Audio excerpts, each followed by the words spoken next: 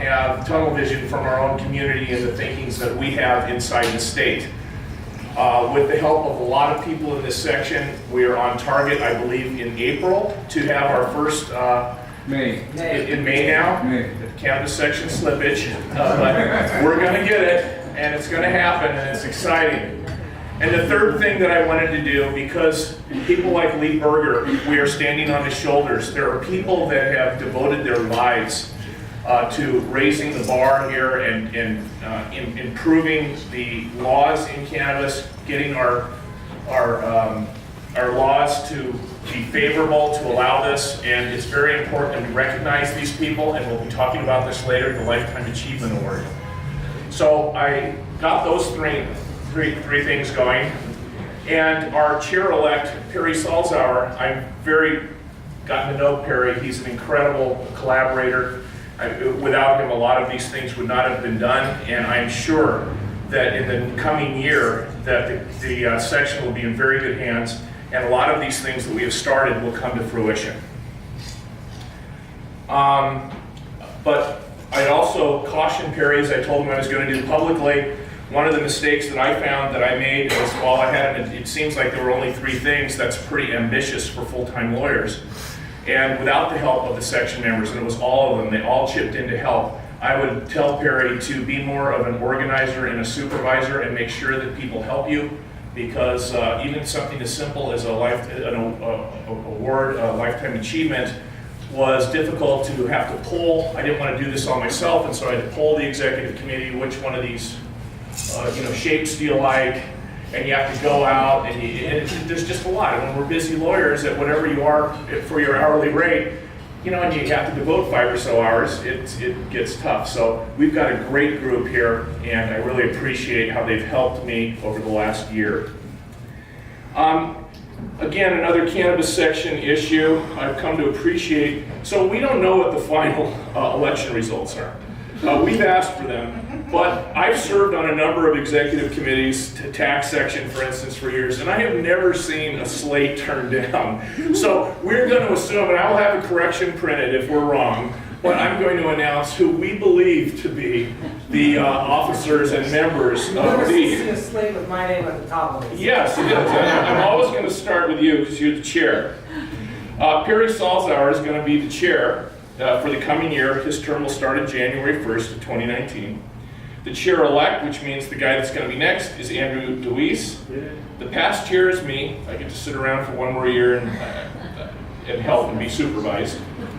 The treasurer will be Edgar Diaz, and the secretary will be Logan Lickman. The members at large, Courtney Moran, Michael Hughes, Paul Loney, Megan Livermore, Mia Getlin, Cassie Peters, and Ben Peary.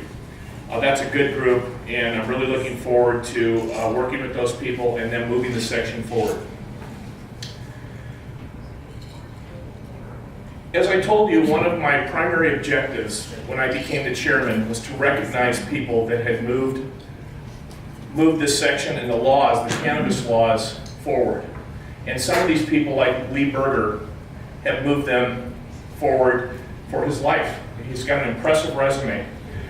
But when we started looking at who would be eligible for these Lifetime Achievement Awards, we came up with some eligibility criteria. They're very similar to the other sections that have an award that is similar to this.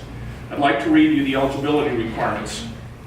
It's any current or former member of the Oregon State Bar is eligible to receive the award of the Lifetime Achievement Award as described in the award standards and guidelines, and we have adopted those, and they'll be published. And next year there will be a much more of a ballot canvassing system where you'll be receiving the rules and how you can write in people and make nominations, and then there's a subcommittee here that actually goes into the backgrounds of the people, checks things like whether there's been bar complaints. It's a fairly involved process.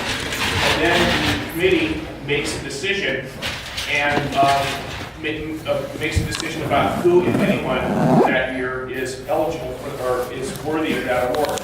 The award is granted to the candidate whom the executive committee believes to best personify the bar's statement of professionalism, has made significant contributions to the practice of cannabis law, and best serves as a role model for other lawyers. Factors considered include reputation, conduct, leadership, activities, and service with the bar, nationally or the community in general, and pro bono service. The candidate's accomplishments must fall within the cannabis field. This is not meant to be an annual award. It is meant to be an award which is given only when someone has the criteria and the standards to be worthy of that award. And that's why I believe it is such a cherished and high honor for our section to get. As I said, next year there will be a process.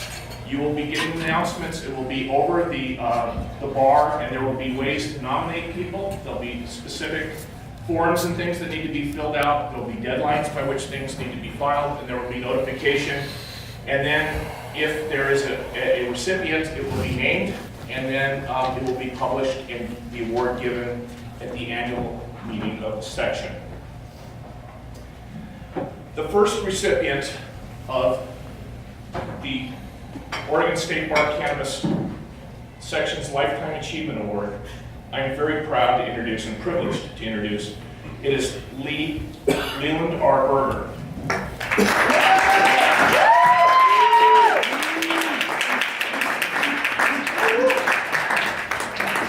I'm going to read a little bit about Lee's background, much of it which he's kept secret for years, but he has volunteered to share it tonight, and so I'm going to tell you a little bit about this man that we've all come to know, appreciate, and really respect. He grew up back east. He was born in New York, in Queens, on February 3rd, 1956, and lived in Lexington, Massachusetts.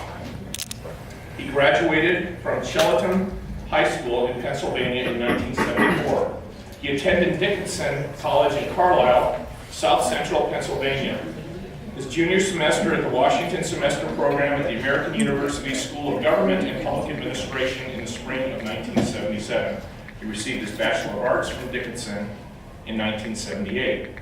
He moved to Washington, D.C. and canvassed for the Maryland Action Coalition, raising funds and support to challenge utility rate increases in the summer of 1978.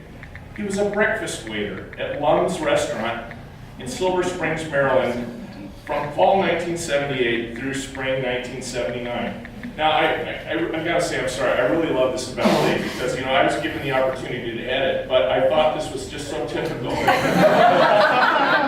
and so endearing, really, that I just sort of left it untouched to share with you. He moved to Portland, Oregon in August of 1979 to attend the Northwestern School of Law at Lewis and Clark College, where he got his JD in 1982.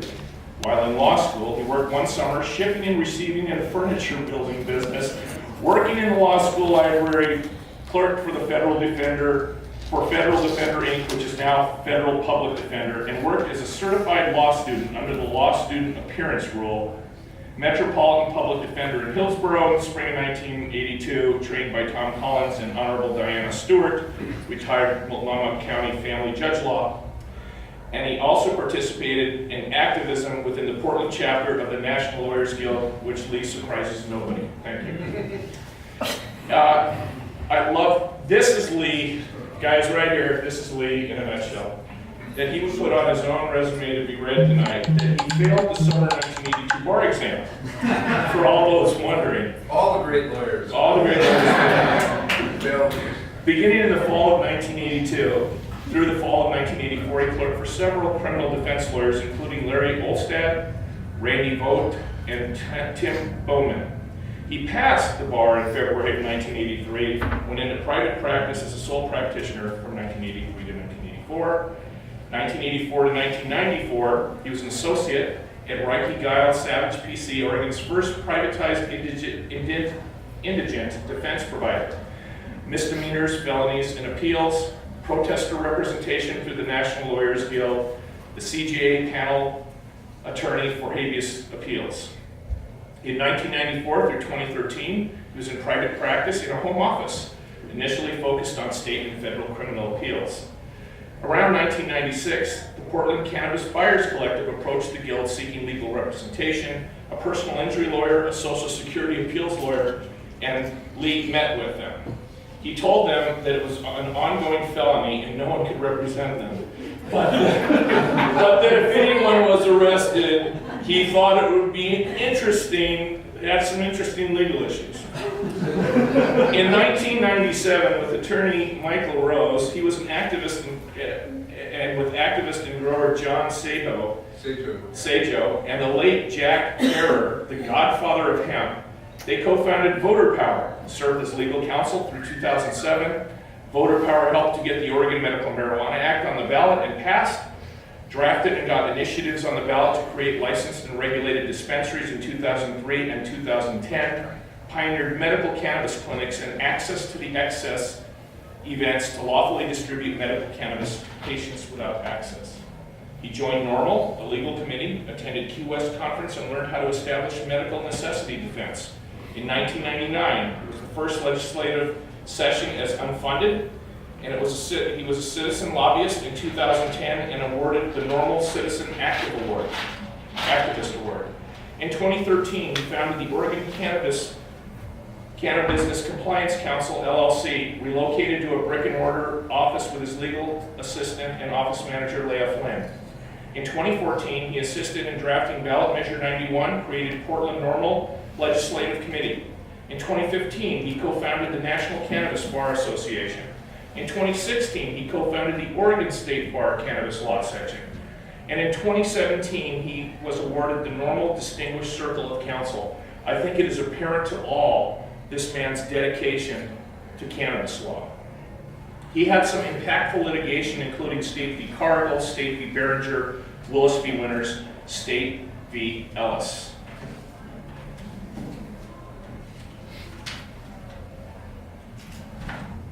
I would now like to welcome Lee Berger up to the stand to say a few words to us. Lee.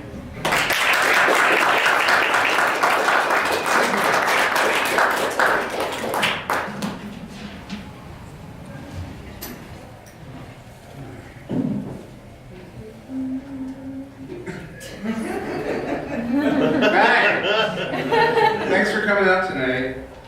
Anybody who's heard me speak publicly before knows that I always start out with some announcements. And so I have two announcements. One is that the Oregon chapter of NORML will be reintroducing legislation to prevent employment discrimination based on cannabis in the next session. Sarah Duff, who unfortunately couldn't be here today, is Oregon NORML Legislative Director. And the Oregon Retailers of Cannabis Association, Casey Houlihan, are also involved in that project. For the fifth consecutive session, we're going to try and make it so next year when we gather, we can consume while we're meeting. That's also Oregon NORML project, except they went out of house to Anthony Johnson, who's here, and Sam Chapman, who have formed the New Revenue Coalition. And I'd like to yield some of my time to them to speak about what the New Revenue Coalition is, so that everybody can know how they can help out with that project. Yield after. After? Apparently I need to yield after. Parliamentarian. Protocol here. As long as we're talking about Anthony. Why everybody came tonight?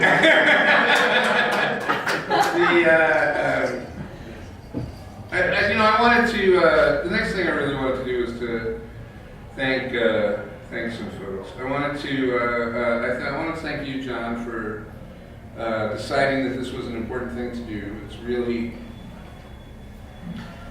meaningful to me. And I wanted to thank the executive committee and the section. I wanted to thank KO.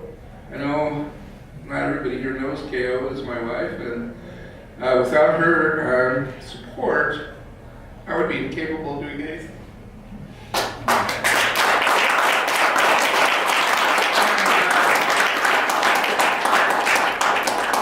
I'm also grateful that my son Bobby is here. I'm grateful he's here, that he's healthy, and I'm proud of the man he's become.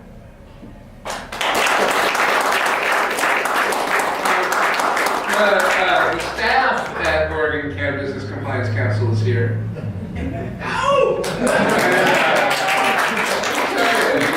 If I had to relive my legal career, I would have worked with a legal assistant a lot earlier.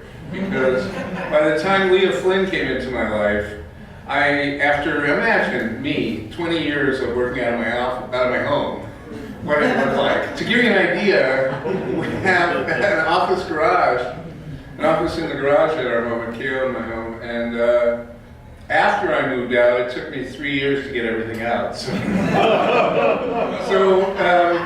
Leah Flynn, without Leah Flynn, there is no success at Oregon Cannabis Business Compliance Council. I say that publicly and privately, and I'm so glad you're here too.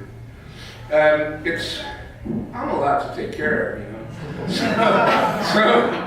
So Leah has an assistant, Jesse Lopresto, who's here as well. Is Leah's assistant, and Maya Joslo is my current law clerk, and we spent the afternoon at the Oregon Cannabis Commission, which is looking after trying to save the medical marijuana program, which is certainly important to me.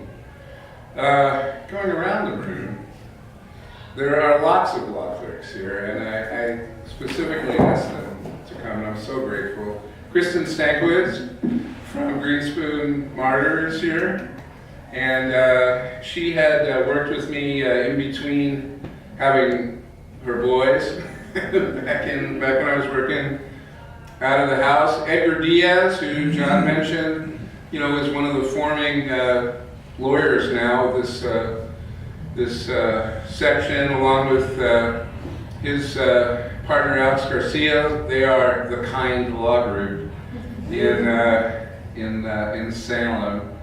Anthony Johnson, the chief petitioner for Measure 91, came here in '04 to work with one of those, Soros-funded things, registered voters, right?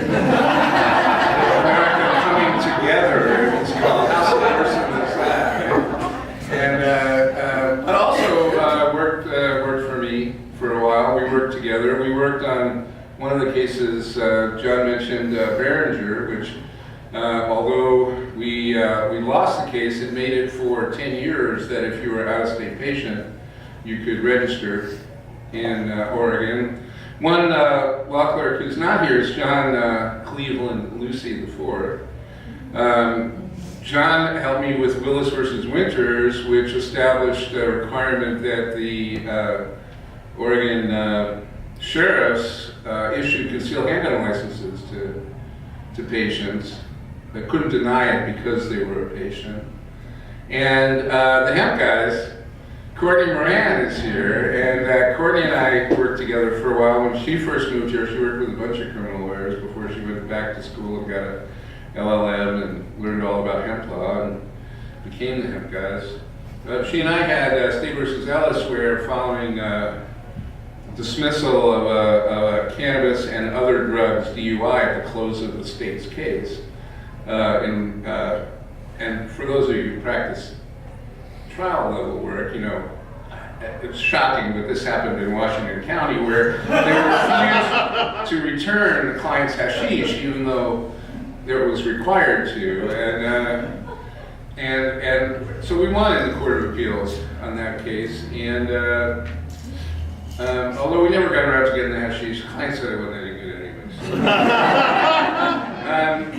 I talked today with my friend Greg Hespermedian, who is the former director of the public. Oh, and Jessica Camphy. Oh my goodness. Jessica Camphy is the director of the Public Defender's Office in Marion County. She worked with me working out of the house, and a deputy public defender in Marion County, Bradley Steinman, who many of you know, worked with me as well. So, one thing I wanted to share was that they describe teachers as, touching the future by being able to work with children. But if you are a social activist lawyer and you work with young lawyers or law students, you make sure that the change continues. And so I encourage all of you. Mentoring is really important. Thank you, Lee. It's true, Courtney, you know that. So John shared with me that, and Greg has Ruben today confirmed that. He said, well, I heard you're getting this award. I can't make it up for Eugene. Cassie Peter's going to get it up for Eugene.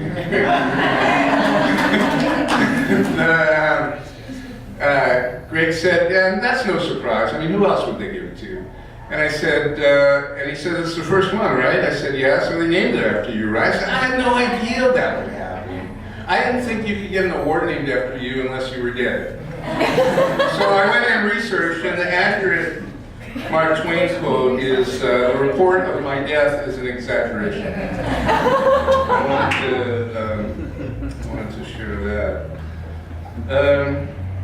The reason, I think, more than anything else that I got involved, I got involved in cannabis law reform, as John explained, because these patients came to the guild, and the success really of the cannabis movement, as far as I'm concerned, really is on the shoulders of gay men with AIDS, who in the 1990s found that they would stop wasting away and were able to eat if they were using cannabis to help with that. And once we got to a place where 80% of Americans in red counties and blue counties, and I won a case in Marion County in the early 2000s, for example, on a medical case, that it's not right to subject people to arrest and prosecution if they're using it as medicine. That's the foundation on which it's not right to subject people to arrest and prosecution, as Anthony Johnson ran around the state as the chief petitioner in Measure 91, saying when a person is 4 times more likely to be arrested and prosecuted based on the color of their skin. So we've had some. Maya and I were at the Oregon Cannabis Commission today, and the legislature, in addition to, after we said 3 times in the initiative not to interfere with the medical program, almost killed it. And I think I'm encouraged by what the commission's doing. I think they're going to be making some good recommendations. I'm hopeful that patients that need safe access are going to get it. But for me, the background for that, I came out here to do environmental law. I was interested in who made the decisions about things like nuclear power. And then shortly after I came here, I found out that in a state with the initiative, you can do things like shut down the Trojan, right? The power plant that was up in St. Helens. And I also found out that environmental law was boring. It was administrative law, it was science. And I found out in 1979 how recent the criminal protections had been federalized. One thing, in our house, John says all these nice things about me, but in our house, KO is the hero. She's a lawyer who's defending people charged with aggravated murder. And within the defense community, the criminal defense community, Kristen knows, and Courtney and Bear knows, that there's a lot of free sharing of information. People are, and I was hoping when we started the section and put in the listserv that would happen more here, and it's happening slowly because business lawyers are different. Even if they do also, you don't have to be a normal legal committee lawyer to smoke weed, but most of us do. And you don't have to be in the cannabis law section and be a consumer, but most of us are. But it turns out that consuming cannabis doesn't necessarily equate across the board. For me, it had to do really, when I was young, I went to religious school into my teens. I was interested in the ethical issues, and Jews believe that your afterlife is how, if you have a Shem Tov, if you have a good name when you die, people say nice things about you afterwards. And there is this concept called Tikkun Olam, which is repairing the world. And that's what we all need to be working on more of, and I'm proud to have been working on that throughout my life. In drafting the biography for John, I did also remember another story that provides kind of some insight into a turning point in my life. And I was in Washington, D.C. in the spring and summer of 1977, and in the spring, Jimmy Carter was inaugurated. And that was the closest that we got to legalization until now, which is where it's entirely possible that Trump could legalize.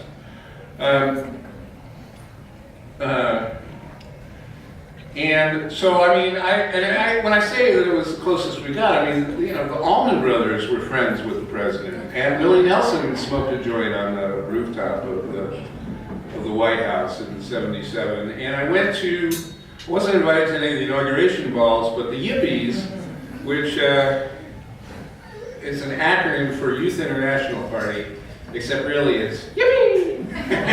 The Yippies put on a counter inauguration at the Warner Theater in Washington, D.C., which is kind of like the Aladdin, or kind of like what the Paramount used to be before it became the Schnitz. And Wavy Gravy was there with his red nose and everything. And he was, and what happened in '77 is the Yippies, previously they had nominated a pig. You know, I want to say like in '72 they had nominated a pig for president, Pegasus.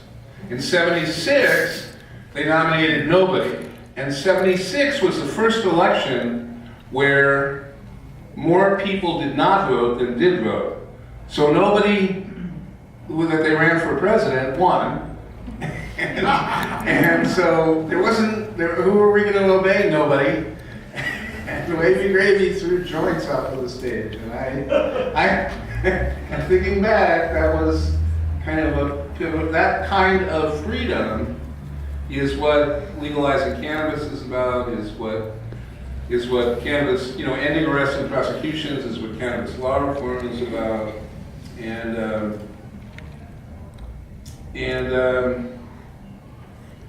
So, you know, Bobby's mom, Lisa Berg, was a trailblazer in mediation and cross-cultural communication work. And recently, I enrolled at the Portland Community College and took their 32-hour class in mediation, so I'm a trained mediator. And my friend Chip Lazenby, do you all know Chip?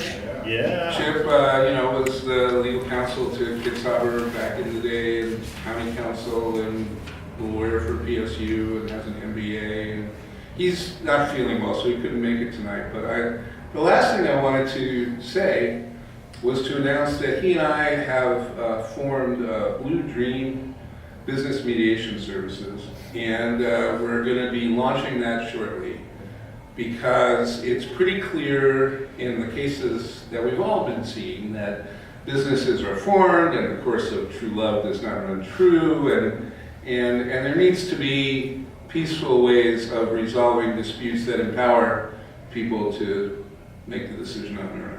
So I wanted to share that with you, and there'll be more news about that to come. And so again, thank you so much. I'm really touched by this award, and I really appreciate it. So now, I'd like to formally present the award to Lee. Lee, this is the Cannabis Section's Lifetime Achievement Award, and by resolution of the Executive Committee of the Oregon State Bar Cannabis Section, it will henceforth be known as the Leland R. Berger Lifetime Achievement Award. Lee, congratulations.